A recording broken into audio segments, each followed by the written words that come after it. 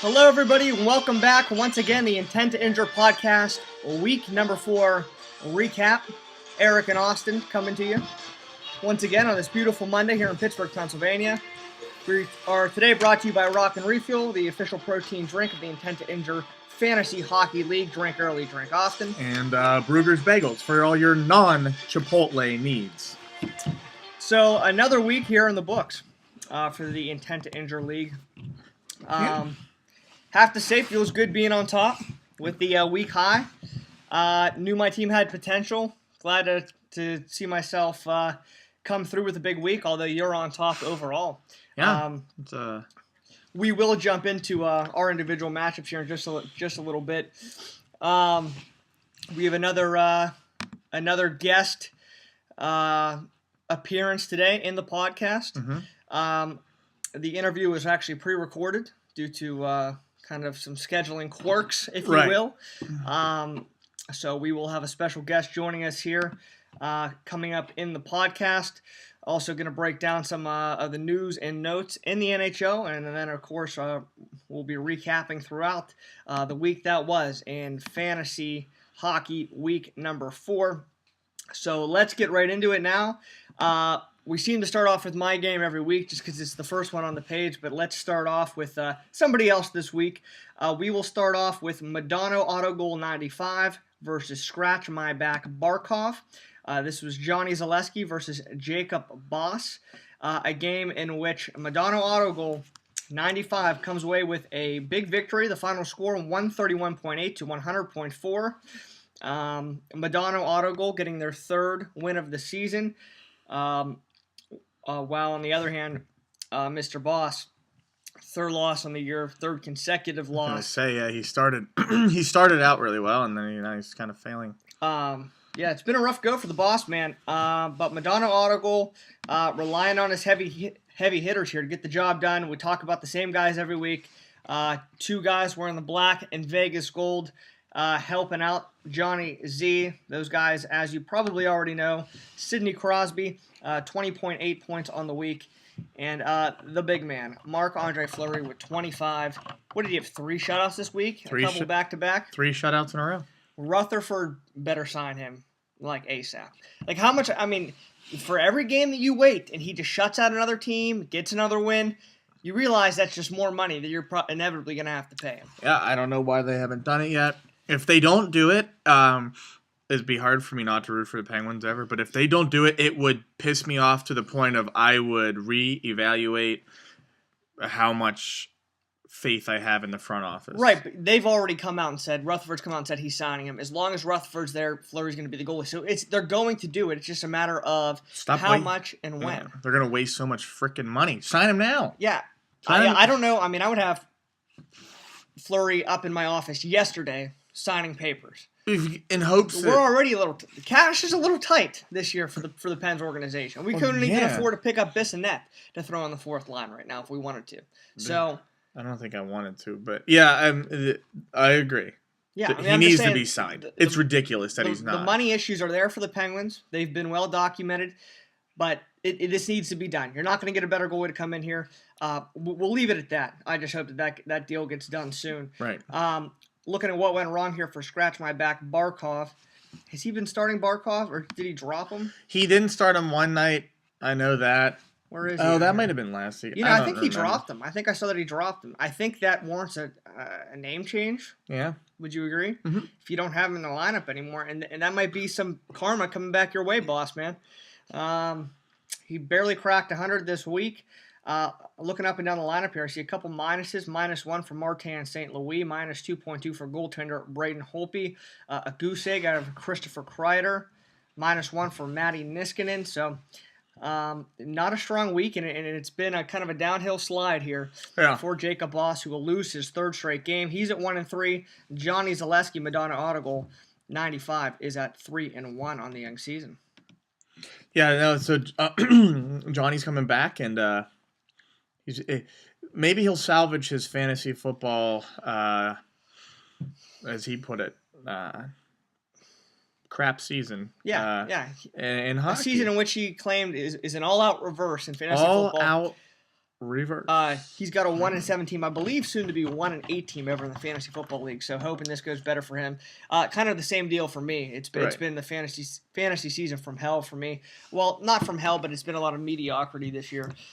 So excited that things are kind of rolling here. It's nice that there's no fantasy hockey guru.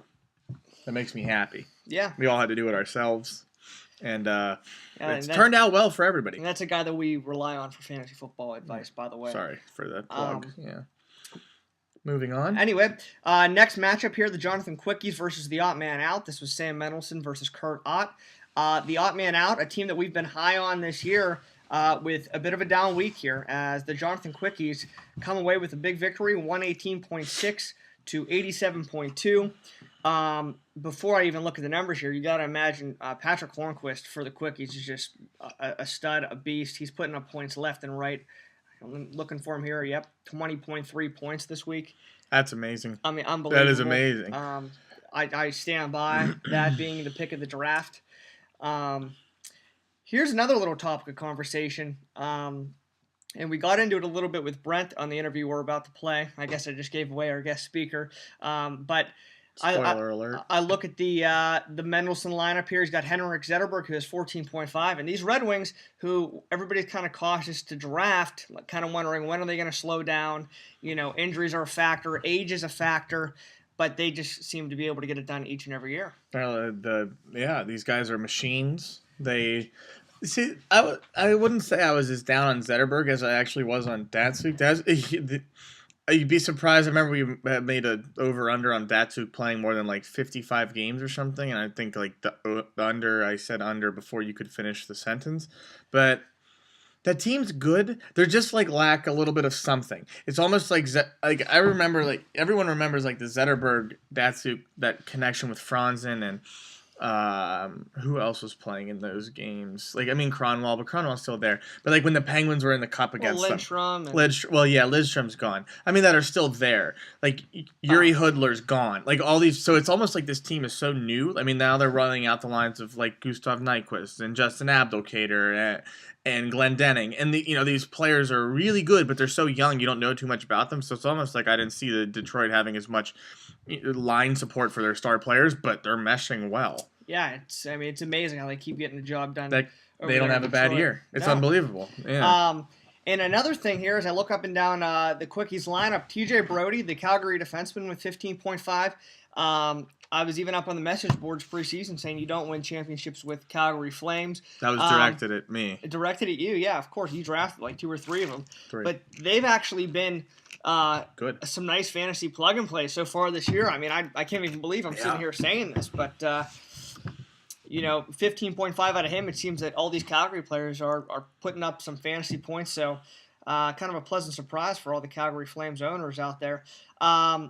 Surprised to see this week that the Quickies put up 118.6 with a minus 0.1 from their man, Jonathan Quick. So nice to see some other guys step up and get the job done also. Real quick, notably, Patrick Kane with 3.8.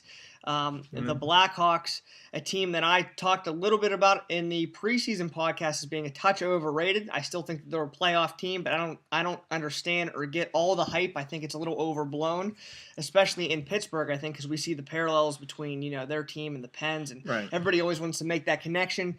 But here they are, 12 games in. They're 6-6. They were shut out by the Jets last night. It went that was going to be Captain Obvious. They went 0 for 3 on the power play again last night. And you mentioned their power play has been struggling. Yeah, it's just odd. Their setup's weird. They have too many left-hand shots on theirs. You don't have. There's no such thing as too many left-hand shots, I guess, on a power play. But the setup that they run is not conducive to having more left-handed shots than right-handed shots. They switched their power play literally from the right side of the ice to the left side of the ice. It would be, I don't know if it's hard to say as dangerous as the Penguins power play right now because they're clicking at 39%, which is like astronomical. But the talent is there. But they just, got a little bit of bagel coming back up. It seems to happen to him in the middle of these podcasts. He gets to talking and he gets all amped up. And stomach gets a little, whatever. But, it's weird that they run it from that side. They have Kane, Taves, and Keith. Well, not even Kane sometimes, but they'll have Sharp, Keith, and Taves on the right side. Their left shots. It's odd. And then Shaw in front of the net. It's okay. I mean, look at it this way. You'd rather have their power play than you would, let's say Edmonton or Winnipeg. But there's, I don't know. It's been a very lackluster start for them, to say the absolute least. And there's too much offensive talent there for that power play not to work. And we've seen in years past sometimes the Pen struggle with similar talent on the power play. Yeah. And it's almost unexplainable as to why that's the case. But a team that seems, they'll pull it together. Like I said, yeah. they'll be in the playoffs. They'll be in the hunt when it's all said and done. But a team I think is a touch overrated. But now looking at the odd man outs lineup here. I saw that he did not play Kopitar this week. Wanted to check in here to see what the deal was. Looks like an upper body injury. Yeah, he got. He was being tested for concussion. He got smashed.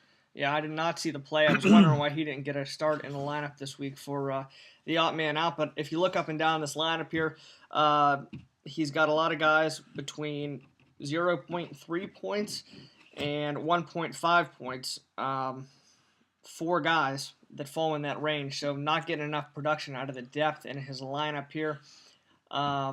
Was Getzlaf, he had Rask and Getzlaf as his top 2 picks, I believe. 5.5 out of Rask, 4.8 out of Getzlaf. That's not enough out of your top 2 picks. No. And when your depth guys are struggling and not getting you points, you need your big men to step up, get the job done. They did not do that this week for the odd man out, who puts up 87.2. That squad drops down to 2-2 as the Jonathan Quickies improved to 3-1. So a nice little start for Sam Mendelson and the Quickies as we are 4 weeks into the season. Jumping over to the next matchup, we'll jump over and check out your matchup here. Robert Bortuzzo versus Goodnight Jim Kite, which was Talon and Ben. And somebody needs to check in on them and make sure that they still have a pulse. Although I did hear from Benjamin last night. Benjamin was bored. He was looking for something to do. He was going to make a trek out to Buffalo Wild Wings. He ended up not. Albeit the wrong location, you thought? That I think it could have been the wrong location. I was unsure if he realized that we were at the new one in Washington. If Ben would have attended, he may have shown up to the one in where is that? Pleasant Hills. So when he said, "I don't see you, where are you?" I would have said, "We're sitting by the big TV," and more or less he would have not have been in the right location. But yeah, they're alive. I don't know. There are a couple of these. They actually outscored me like twice, I think. No, just one day. 2 days. No, 2 separate occasions. But there just wasn't much. Somebody had a huge game on Saturday. Yeah, Saturday for the Kites. But Kites. Well, but yeah. Well, looking at your lineup here, we'll start there. We like to start with the winning lineup. And we just talked about both of these, ironically. You talked about some of the young flavor in Detroit, kind of complementing the superstars there. You have Gustav Nyquist plugged in 16 points this week. And then the Calgary defenseman, Mark Giordano, 16.8. So those were your 2 heavy hitters this week. Ironically, just finished talking about them. Now, you've been taking kind of an interesting approach to the goaltender position, if you want to elaborate on that. Right, so I stream goaltenders. I'm kind of playing off, there was, I think only one person in this league. Yeah, it was Boss. Boss actually, 2 years ago, we did a league run by Ryan Tingle. And Boss and I ended up in the championship. Only time in my life I've ever been in a fantasy championship. And Boss ended up squeaking out the win. Well, I don't know if he's ever seen that money, but Tingle may still have that in his back pocket. But that seems to be what I've heard about Ryan Tingle fantasy run leagues. Yeah, it's hard tracking down the cash after you're victorious. It's like a pyramid scheme just for him to get money. But so taking this terrible protein, there's a lot of barnacles in there. But so during that whole year, I did not have a decent goaltender. And I think we also had, you could make one matchup acquisition a day. So I would usually just snag goaltenders who were on either a back-to-back. I think I had like one decent goaltender, who actually, no, I'm now realizing I remember I had Kari Lettinen.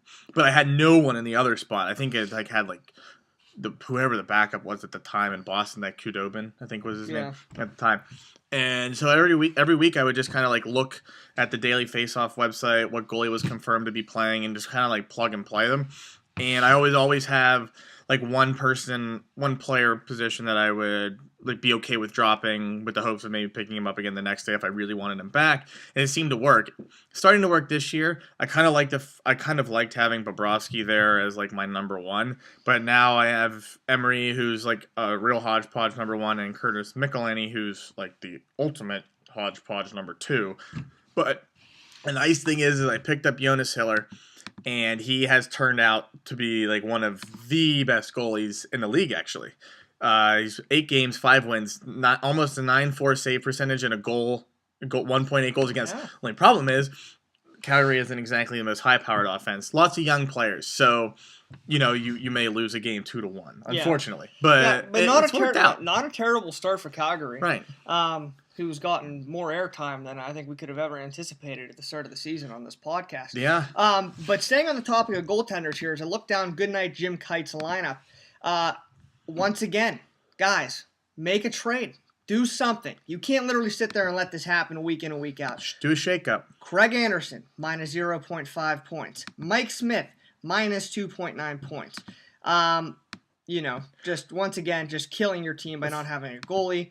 They do have Lundqvist, who had 9.1 to kind of counteract, so to speak, some of the negative points they're getting from the other goalies here. But it seems like it's every week. This is an ongoing problem that seems to kind of backfire, and we've been talking about it really since the preseason podcast, how this team needs to kind of shape up. I mean, you're literally doing better than they are by just streaming your goalies. Yeah. So something that needs to be considered there for Goodnight Jim Kite, as they drop down to 1-3 on the season, 2 straight losses for Ben and Talon. And once again, Robert Bortuzzo getting the win, the only undefeated team left. So congratulations to you, buddy. I mean, it's been a good run to start the year. It has. Don't want to get too ahead of myself here. It's just kind of, stay to the course. Pucks in deep. It's one shift at a time. Injuries can happen. I've lost a goalie. I know other teams have lost players. People get screwed in trade. Not screwed, like screwed by an injury in a trade. We have a little bit more on that later, but it's just you want to keep your head down and show up at the rink every day.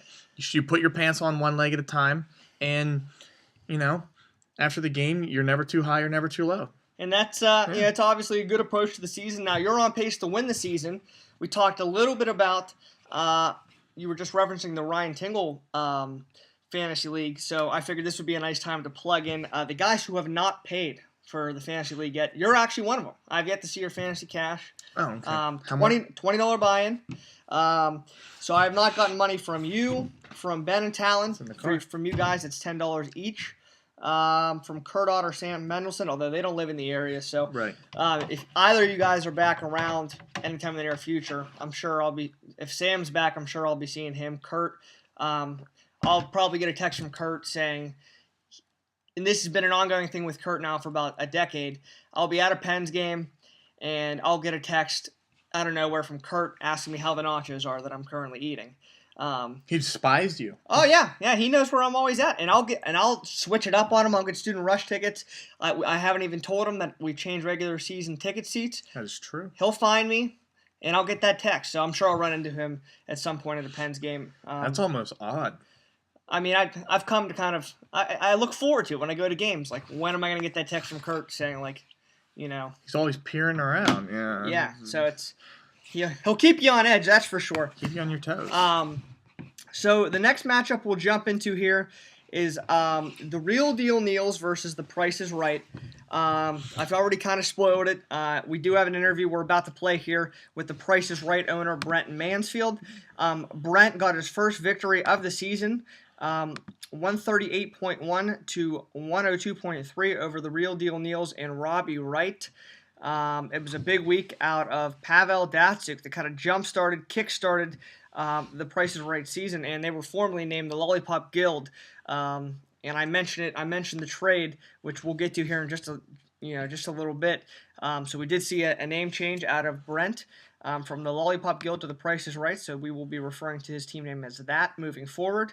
But without further ado, why don't we fire up the interview? The interview. So this is spoke earlier around maybe noon, right before lifting today. And I will say, I think Brent has like Virgin Mobile or something. I mean the phone T-Mobile, service was. I don't think Virgin's around anymore.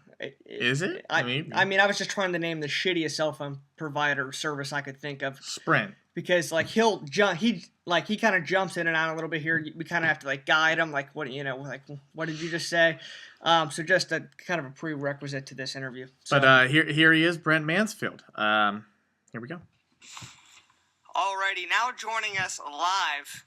I guess this won't be live whenever we replay it on the podcast, but we would like to welcome in the owner of The Price is Right, ladies and gentlemen, Mr. Brent Mansfield. Brent, how you doing today, buddy? I'm good, guys. How you guys doing? Big fans of the show. Listen every week, so honored to be a guest today. Well, we definitely appreciate hearing that, and it's great to have you on. There's been a lot of talk about your team and the direction in which your team has been heading in the previous podcasts. First, let's start off with a big trade that happened this week. The first trade of the Intent to Injure season between The Price is Right and Talk It's Book Service. The Price is Right, obviously acquiring Carey Price in the deal. He also acquired Louis Erickson, the Boston left winger, and Taylor Hall, the Edmonton left winger, for Pecorine and Alexander Ovechkin. A trade that has appeared to help both teams, as both teams kind of got a spark this week, each team getting a win. Brent, it was your first win of the season, so you're off the schneid. A big 138.1 to 102.3 win over the Real Deal Neils. Talk a little bit about your matchup this weekend as well. Overall, how do you feel about the trade and where your team's headed? It was a good week. We started off well. I just had to change the team culture around, if you want to say that. Just 3 straight losses, not looking very well. Ovechkin was on. Started off pretty hot the year. As of late, he hasn't been, scoring as much. I mean, but last night, the difference. I think he had 4 points last night. So, no, I thought it was a good trade. That I know I needed a left winger. I was kind of hurting on left wingers. So I thought Taylor Hall would be a good addition. And Louis had a couple good games. I think 5-6 points each night. So fantasy points each night. So he's been off to a pretty good start for my team. And this time, I think everybody's really contributed. Datsu coming back this week was a big addition for me. I think he had like 26 points this week, so that was big. And then I also got Dennis Wyden from Calgary, who's off to a pretty good start. I think he had a goal, a couple assists this week. So for Hall too, I think his first night had a goal and assist for me. So it was a good night for good week for the Price is Right. And hopefully we can continue. Yeah, I think. So, Brent Austin here from manager of Robert Bortuzzo. I was wondering if you saw the how you doing? Hopefully those teeth are getting nice and clean after all that trick or treating candy that you probably you gave out to all those kids at the graveyard. But did you? Turned out great, guys. Thanks for asking. Thanks for keeping that in mind. I put a lot of work into it. Yeah, a lot of work, but it paid off in the end. It was great. Got a lot of compliments. So it's all good when hard work pays off. Good.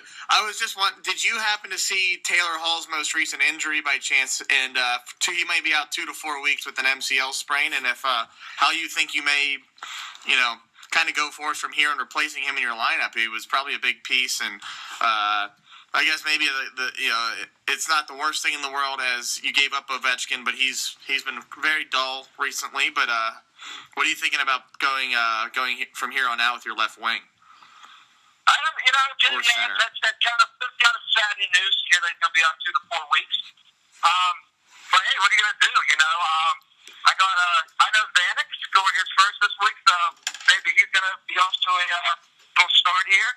I got Louis Erickson too to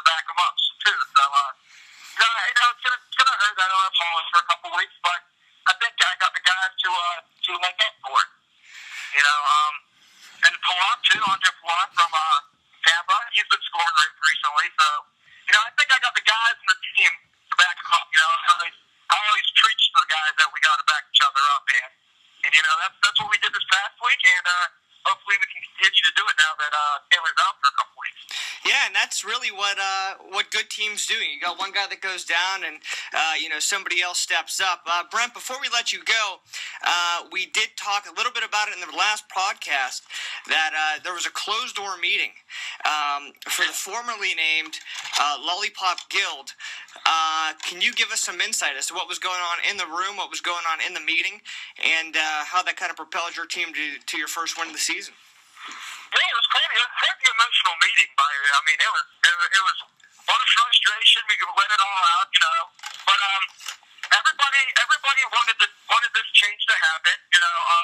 Alex, he's a great guy, great teammate. He did not, but we just needed something to change, and everyone agreed with it. And Becca, Becca is a great teammate, great guy. He's also probably the hardest start in the NHL by all means of goalies. But it just wasn't working out, and we got down to 0-3, and we said to ourselves, we can't get a bigger hold of this if we go down 0-4, 0-5. With how many weeks are there? That's a big hole to climb out of. So we thought we better get it done earlier than later. And I know a lot of guys like Carey. Carey is he's a class act. He's probably the greatest goaltender in the world. Nobody is better than him. He'll probably go down as one of the greatest goaltenders to ever play the game. And it is an honor to have him on our team. It is an honor. Well, that's certainly a lot of praise for the netminder, for the Montreal Canadiens. Once again, he's playing for two great franchises. He's playing for the greatest franchise ever in the NHL. And he's playing for a very high-class franchise, and the price is right. He has a lot of pressure on him, but it doesn't look like it, The guy just puts up numbers. And it's just what he does, But, it's great to have him. Taylor, another guy's coming in here. He's not as great as Carey Price, but not many people are. We let him know that when coming in that you're not going to get the same treatment as Carey. But and Louie, we're just like Louie, just do what you're just a little side piece. But it was all about Carey Price, and we see what happened when Carey's on the team. I got the big W. So. Yeah, it was a big win for you, Brent. Once again, over the Real Deal Neals, you get your first win of the season and move up to 1-3 in the standings. A big game here against Cologne Al in week number 5. Feeling confident. He's feeling confident going in. Cologne Al 2-2. We're going to get the W. We're going to get the W. So I'm sure it's looking like it's going to be a promising matchup, a good one on both ends. But Brent, once again, thank you for joining us, buddy. Always nice to hear from you. Hey, thanks for having me on the show. Every time, if you need me again, you know my number. I'll be happy to come back on. I'm sure that we'll be seeing you down the road here, buddy. Good luck the rest of the way of the season, and thanks for joining us. All right, thanks, guys. Go Price is right. We're on the uproar, so watch out. Alrighty, so there you have it. Brent Mansfield, the owner of The Price is Right. Hard to kind of get him off the horn there.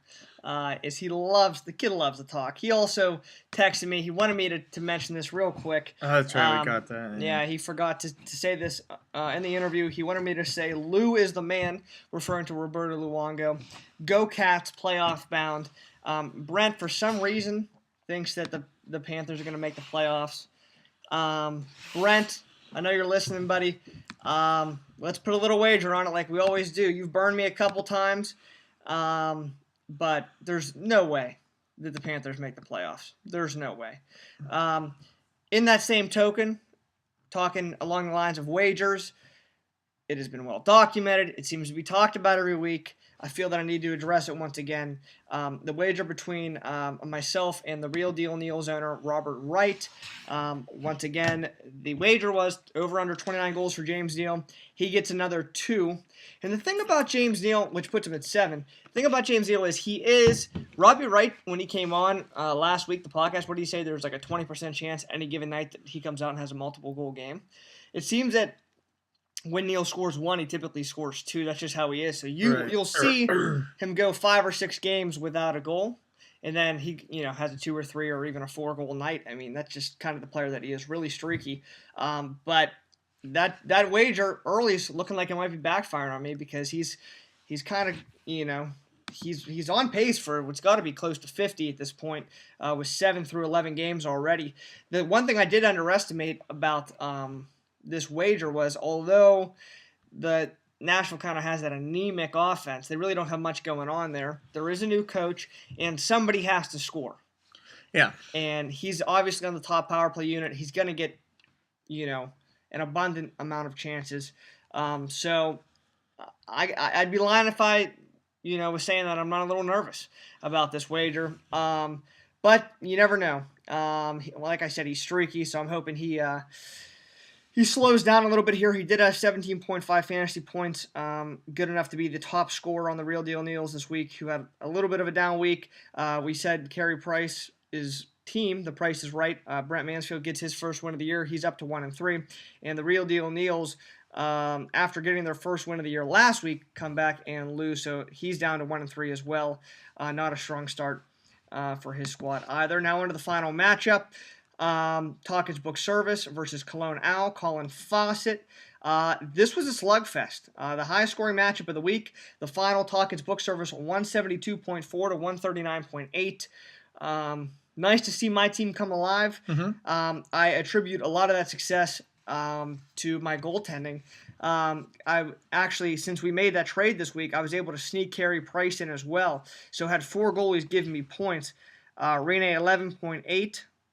Price 7.7.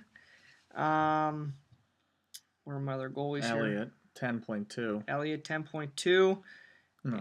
And where's the other one? Howard. Howard at 11.2. So that's where all those points were coming from. Got some wins. We talked about a little bit about the trade. Talkage Book Service acquiring Ovechkin and Rene. They both had nice weeks. Ovechkin 17.5. We just mentioned Rene. Nice to see a trade finally go through to kind of kick off the start of the season. Hoping to see more of that. Good night, Jim Kite. Needs to trade. As the commissioner of this league, I encourage. I love a league that'll wheel and deal. He loves a good trade. Nobody appreciates a good trade more than me. I love the action. It gets me fired up. So hoping to see some more of that moving forward. Just about that action, boss. Is 172.4 the week high for the season? Probably. That's massive. That's high. You'll never do that again. I mean that's high. I think let's see the next closest, so 130. Yeah, everybody's in the 130s. Yeah. 139 you had in week 2. 151. 151 and the Real Deal Neals. Yeah. Week 3, but that's 172.4. That's going to be tough to beat this year. Like I said, it's really because of the trade. It kind of allowed me to gain a few extra points with the game at a Carey Price before he was dealt. One other thing about my lineup before we move forward is I picked up Marian Gaborik. And I saw that he was banged up. I was kind of, since I traded 3 players, only got 2 back, I had an open spot in my lineup, so I was looking for somebody to fill it. I checked into Marian Gaborik and said he was skating on his own and he was close to a return. So kind of looked into that. Did see he had 14 goals, which is unbelievable in the playoff run last year for the Kings. Mm-hmm. He's a guy, and apparently he played last night. Looks like he played 16 minutes last night. Had an assist. Or that's his season total. He played 13 minutes, yeah. Okay. He had a shot on goal. Okay. I mean, just nice to see him back. I mean, that could end up being a steal. Finding him there on the waiver wire, when I picked him up, they made it seem like he was not that close to returning. I thought I would have to hold on to him for a couple weeks before he got back in the lineup, but if he can get going and even be half the player that he was in the playoff run last year, that's a steal for Talkage Book Service. Looking down Cologne's lineup, and he had a heck of a week. I mean, let's call it what it is, 139.8. He wins almost any other matchup this week with a different opponent. Let's start off with the big man, and all the Penguins getting the job done right now. They're a joke. Christopher Kunitz, 27.8, and they're not the joke. Oh well, yeah, I meant that. Sorry, it's just a joke how good they are. The joke is of coming. The NHL is the Buffalo Sabres. Right. I attended the game on Saturday night. Penn hosting Sabre. I thought the Penguins, and I'm sure a lot of you probably watched the game. I thought the Penguins kind of played a below average game. They weren't really strong, and they win the game 5-0. Buffalo. I mean, it was painful to watch. Like, it was almost insulting to watch. That's a team that clearly has no incentive to win. They want to get that kid with the what's his name? Connor McDavid. McDavid, yeah, they want to get him with the first. I mean, it's so apparent. You said today that you don't even think that even if they wanted to win, they couldn't. It's not really going to make a difference. That's a bad team. The NHL should really be embarrassed. That is. And I also said this as a little side note during that game. As the game started, I was down there with Maris. I told her this is one of those games where Crosby kind of you don't notice him too much, but then you look at the stat sheet at the end of the game and he has 4 assists. Exactly what happened. You know, he was out there for the power play, did some stuff. Wasn't like he didn't really stand out. Who's you know, this? Crosby, he's capable of doing. End of the game, you look at the stat sheet, 4 assists. Just like that. I mean, that's Sidney Crosby. I mean, that is Sidney Crosby right there. Yeah, you don't even. Yeah, it's like you because they now do like the goal announcements while the game's in play. So you're not really even hearing it, and then at the end of the game, it's like, I wonder. Which is another topic of conversation. Why does it take the Penguins like 4 minutes after the goal to announce it? Like every other arena, after somebody scores, like as the goal horn's going off, like they're already announcing the goal. Why? It's like awkward how long it takes the Penguins, the guy to pull it together to announce the. I mean, like you watch a play goes in. I could announce it literally as it just happened. Yeah, that's a goal by Kunitz, assisted by Letang and Crosby. And heaven forbid they score with like 2 minutes left in the period. You get the goal announcement like at the next faceoff. Yeah, that's seriously like the opening faceoff of the following period. That's legitimately happened. Like I don't know. Like and then on top of it, you would think at least if they're going to take so long to announce it that they would get it right. How many times are you at games and they're like a correction on the second Penguins goal and they got like every assist wrong on the play. Right. Like sometimes they don't get the goal score right. Like what were you doing in those like 15 minutes after they scored the goal? I mean that drives me bananas. The best is like it's like a shorthanded goal. Like I could like see it. It's like one of those like old school Jordan Stahl shorthanded goals, and it's like Stahl from Dupuis and Adams, and then they come back and it's like, ladies and gentlemen, the previous goal, Stahl unassisted. Like how on earth do you miss? You somehow thought there were 2 passes that there weren't. But yeah, that's. I'm like on Twitter here. That's why I'm clicking through. But Crosby got the second star of the month. 9 games, 7 goals, 8 assists, 15 points. Yeah, just another 15 points. Fleury got the 3rd star of the week this past week. So it's it's just all is it's well a great in Penguin Land. Yeah, it's a great week. But do you want to talk about Buffalo Land for a little bit? Well, let me say this. So. Obviously, I went down to the game. I couldn't help myself. Had to put a little cash on the Penguins. I have never seen a bigger favorite in the NHL. I don't think in my life. I think the Penguins closed at -410. And for those of you who don't understand gambling terminology out there, you would have to lay $410 to win 100, or in my case, 41 to win 10. I couldn't get myself to bet 82 to win 20, not because of that's too much money for me, but because I am scarred. I am traumatized from the Baalsma era, where I would go to those games and be like, there's no possible way that the Penguins are going to lose tonight. The lineups are, they're 2 opposite ends of the spectrum. And then next thing you know, the Pens come out, they're flat, they're dull, they're doing nothing. Everybody's kind of lollygagging up and down the ice. I know what game you want to reference. It's the Pens Yotes game. That's the game I always come back to, okay? But I'm traumatized. So while I didn't think the Penguins played that strong, to see them play a game, kind of hang with it, and then just bury them to finish the game with a 5-0 win, that's a testament to the new coaching staff. I mean, like they weren't going to let that game slip. They'll have another opportunity this upcoming Saturday as they're in Buffalo again to do the same thing. It's not even worth watching. But overall, that was a boring game, and I mean, what else can you say about the Sabres? That's a team that might win 10 games this year. And I don't know how they're going to win games. I'm thinking, like, as I approach the game, I'm thinking, okay, how are they going to fix this game? If the Penguins aren't going to win, how do they fix it? And I literally couldn't come up with a scheme in my head of how you can get the Sabres to outscore the Penguins in a 60-minute game. So I think they beat the Sharks. I don't know how that happened. The Sharks just didn't care. They actually stopped caring. I mean, that's the only way. You have to literally try to lose to the Buffalo Sabres. And as we state this, the Buffalo Sabres did win last night in a shootout. Against who? The Red Wings. On the road. And see, that's really hard. I don't know how they get to 10 wins this year. They're at 3 right now. So they're at 3 wins, and I think they've played 12 games. So they'll probably end up going 20-62. That's a sorry squad. A sorry squad. That's a sad squad. And we were talking about it a little bit. I don't know how you prevent them from just completely tanking to get that number 1 pick. Is it a lottery still? Like, do the balls still go around? You just have a better chance? Right. Yeah. I think if you get the number, if you are the worst, you have pretty sure it's like 33% chance, and then it's tiered obviously below that. Okay. So I don't know how you prevent a team from just completely tanking, because there's no incentive for them to try to win 30 games when they can just kind of, skip by, win 15 and 20, and have a better shot at that number 1 pick. Right. Yeah. I mean, it's hard because this team is really bad.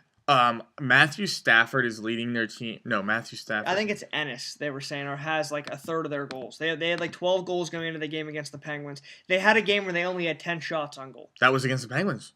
I think they only had like 10 shots. No, they had a few more that game. Because I was listening to the pregame on the way down, and they were like, they had literally had 10 shots on goal against some team. They're not scoring goals. Look at all these shutouts.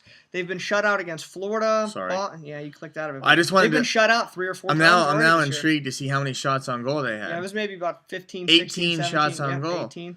But yeah, their shutout streak this year is actually amazing. So look how many times they've been shut here's out. how many times. Here's their goals for the season: 1, 2, 1, 4, 0, 0, 1, 0, 2, 0, 2, 0, 3.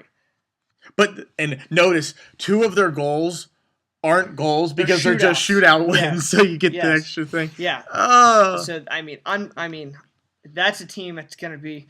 You make money betting against the Buffalo Sabres. I don't care what the line is. They're not going to win enough games to be able to cover that. Right. I might text my guy and just say, hey, count me in for every game this year against the Sabres. $20 on the $20 against the Sabres. I mean, worst case, you end up, up $100. This is an honest question. Is there a night that the Sabres will be favorite this year? I see one opportunity, maybe hosting Edmonton this coming Friday. I don't think so. I don't think they're favored in that game. Edmonton, or do they play Carolina? They do. They may not be a favorite till January. Oh my God! I mean, that's really bad. And I'm looking to see if they play. They're going to get smoked. I will be stunned if they win 20 games this year. Stunned. I may actually be pissed if they win 20 games because, how did they get to 20? Yeah. It's almost. They're going to need all the help they can get from the National Hockey League officials. I mean, everybody involved is going to have to just go literally all in to get this team a victory. Oh, yeah. Like, they need the other team to be with them. Like, okay, this is what's best for the league. Just kind of lay down tonight. We'll give you guys some thick envelopes. Just wait in the locker room after the game. But, I mean, this is a sorry franchise right now. I'm not sure Jesus could come on the ice and save them. I agree. This is really bad. I mean, tweeting donuts. We're on their Twitter right now. They tweeted, "You get a free donut at Tim Hortons because the Buffaloes won last night." I don't think you have to make too many donuts. Well, yeah. Let me say this. This is comical to me, this Twitter feed. Why aren't they practicing? Yeah, taking off practice, fantastic. And I know I'm crossing streams here. I'm going to jump over to a real quick football reference. I saw, and I don't know if you saw this, Rex Ryan, this past week, they asked him who was going to be quarterback for the Jets. He said, I think we're going to go with that Bumgarner guy, referring to the Giants pitcher. How on earth, what are you joking about? You got to be kidding me. You're 1-7, you've lost 7 straight games. I mean, we're a far cry away from Johnny's, what's his team name? Hanzel? No, Madonna Audible taking the Jets ML in week 1. I mean, that sounds asinine now. He's lucky he won that. Oh my God, yeah. He did. Their quarterback struggles are, it's comical, but it's not comical to the point where you should be cracking jokes about it. He's laughing in press conferences. They got smacked again. I'm going to get more into that, of course, in our fantasy football, but kind of the same deal here with the Sabres. This is just, just buckle up for this. Yeah. If I am a Sabres fan, though, I am all on board with just tanking the season and just give me McDavid. We'll start there because this team, they're not good. They're not good. There is actually, his shootout goal actually to win was pretty nice. Or it's in slow-mo here, but there was actually a trade analyzer that they were saying that so now take this with a grain of salt. But it's actually an interesting argument. And I know we're running a little over here, but we don't really care at this point. You can either watch this or turn it off. But it's just nice to talk hockey. But they were saying in a trade analyzer that if you we've had Crosby on our team for 10 years now, I think. Well, we're pushing 10 years. Yeah. That's about right. So he has about 10-ish years left. Maybe. You do the numbers, whatever. People are saying that if you could trade Crosby for talent, and next year's number 1 pick guaranteed, you do it in a heartbeat. And they're saying that McDavid is that good. It is absolutely ridiculous. I think the statistics on him this year are, they're actually better than Crosby ever had in, the OHL or anything like that. It's gotten to a point where it's absolutely ridiculous. He has, the statistics that I was hearing is that he has, I don't know how many games they've played this year, but he has 38 points in 13 games. Every NHL scout sees they don't see any flaws in his game. It's just amazing. He's shorter, but I mean that's just 38 points in 13 games. I mean I don't know. It's kind of scary. When this kid gets into the NHL, it's actually going to be scary. And best of luck to him. But it's pretty ridiculous. Yeah, and it's obvious Buffalo's just gone full on tank mode for McDavid. So to finish up the podcast here, once again, we will jump back into the podcast pick'em. I am 0 for 2 on my picks. You're 2 for 2, taking the Oilers in both of your picks. So you currently have 225 points to my 0. You are well on your way to winning that Simply Grilled Chicken Sandwich at Red Robin. We've made our picks. We're actually going to do our picks for tomorrow's game since there's only one game tonight. I have taken the Montreal Canadiens, who would bring back 107 points versus the Chicago Blackhawks. Not sure it's the best idea to fade the Blackhawks since they're on a little bit of a skid. You're almost wondering when they're going to... Yeah, they're due for a win, but being able to take Montreal at home as an underdog, I'm going to do that every day of the week. And you are going to take Calgary, who would bring back 140 points at Washington. You are riding that Calgary... I don't want to call it a bandwagon, but I don't really like them. They're a nice pick. So Calgary's in the Pacific. They're in a division with the Ducks, the Nucks, the Sharks, the Kings, the Oilers, the Yotes. There's no way on earth that team's going to be hanging in third place there at the end of the year, I don't think. But it's actually kind of nice to get some new blood out in that Pacific division. The Canucks are in second place. They're all tied. Everybody's tied at this point. Oilers and the Yotes are in the basement as was expected. But it'd be interesting, for one season to not maybe have the Kings or the Ducks make the playoffs. The Ducks are probably the best team in hockey right now. But I don't know, it's just interesting that West just beats the shit out of each other. And then you look in that Central division and you have the Preds, the Wild, the Blues, and the Jets. My pick of the Stars is not doing so hot this year. No. And everybody's Lanch. Lance bringing up 11 points in 13 games. That team was due to regress, and I'm glad that I didn't pick them to do anything too much in the division. So, as it stands right now, your playoff teams: Pens, Isles, Devils, Lightning, Habs, Wings, Bruins, and Leafs in the East. In the West, you have the Preds, the Wild, the Blues, the Ducks. The Flames, there they are. Your Flames. Sneak it in. Canucks, and the Kings and the Sharks. So Chicago's currently out of the playoffs. So till we get back next time, it's been Austin Revito. Eric Zaleski, thank you for joining us once again on the Week 4 recap. Good luck to everybody in week number 5. And we will catch you next time here on the Intent to Injure podcast. Let's go Pens. Have a good one, everybody. Nice.